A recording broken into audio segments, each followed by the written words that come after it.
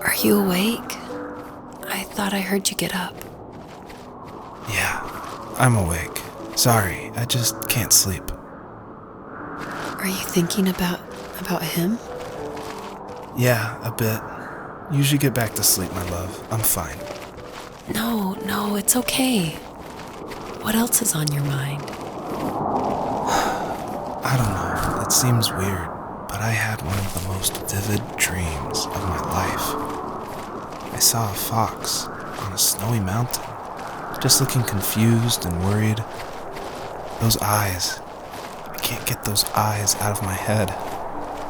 She was running in the windy snow, looking for something. Do you think it has to do with you and what's been going on? I don't know. It was just a dream, Rachel. They're not meant to make sense. A lot's happened the past couple days, that's all.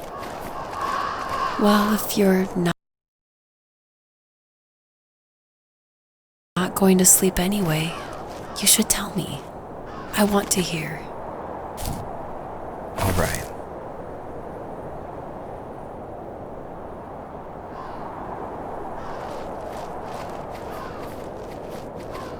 She couldn't stay, though. She had to find her other 2 children. So she took that path. She followed it towards something ancient. Something with answers.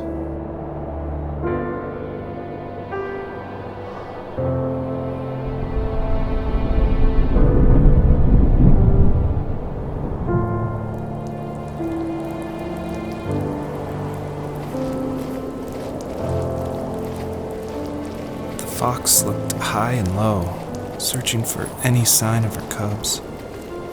Points of light showed the way to this ancient tree. It was as if each one had a story to tell, all their own. The land was trying to tell my story, too. I felt like I was right behind her the whole time.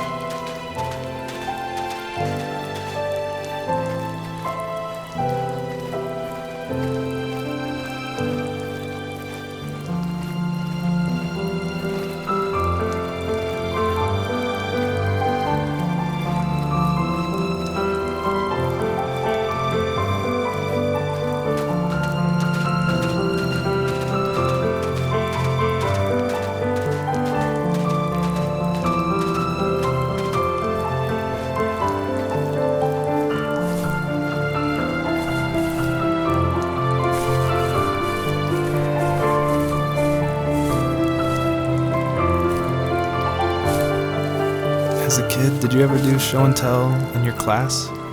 Yeah, I think I only did it once, when I was in the 4th grade. You know how my life was around then. I wanted to show my class what helped pass the time and distracted me. So I brought a dozen paper cranes I had made. I think I told everyone how badly I wanted to be a bird and fly, embarrassingly enough. Don't be embarrassed. Every kid wants to fly.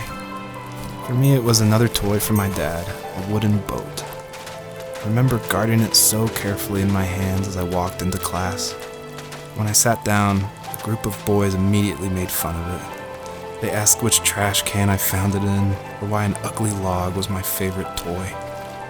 When I got up, I didn't even want to tell them my dad had carved it. I said it was a joke gift my friends had given me. Kids can be so cruel. Some of them are. I shouldn't have let them get to me, but it did. It's amazing we bounced back at all.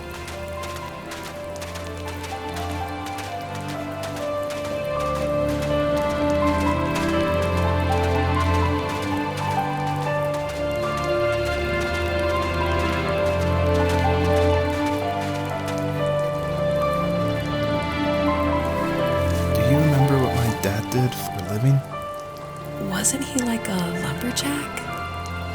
That's one way of putting it.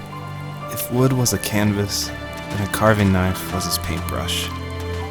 Even after working a 50-hour week, even after his hands were more splinters than skin, he would bring home the nicest piece of Alaskan weeping cedar and make me toys. That wooden train was the first toy I can remember, and I loved it. I just knew from a young age I was going to be a lumberjack, like my father.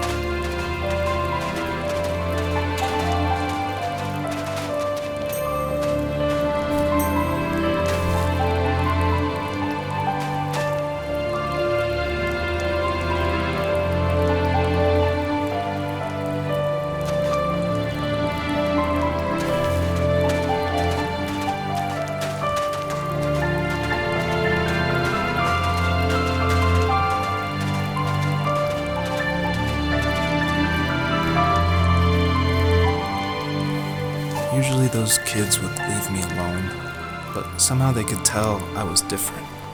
They made fun of how far away I lived. They called my dad a sourdough.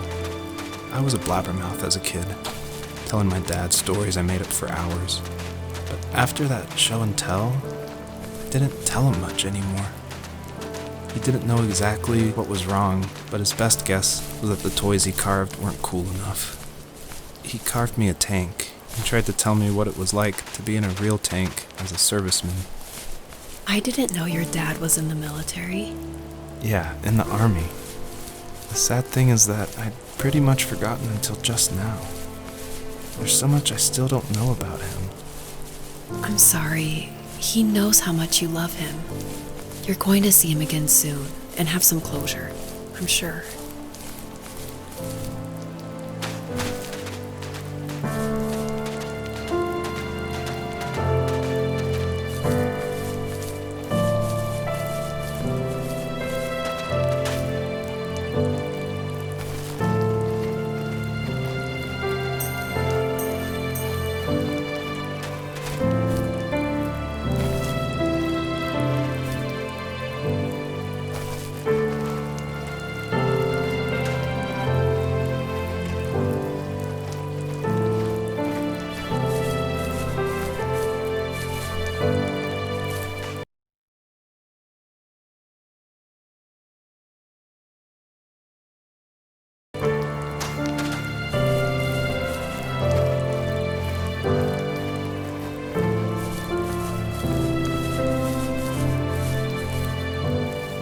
The older I got, the more I withdrew. I asked myself, why talk to anybody anyway? Why bother when I'm happy by myself? I started drawing a lot, mostly animals I saw in the woods by my home. I then imagined designing my own hideouts with things like TVs and pantries full of chips and cookies. I think that idea of leaving home and drawing blueprints started my career. I found a lot of solace in that. I'm not surprised, but I did the same thing, you know? There's something special about having a place to call your own. And now look at us. Well, if you count renting in an overpriced city. It's as close as we can get for now.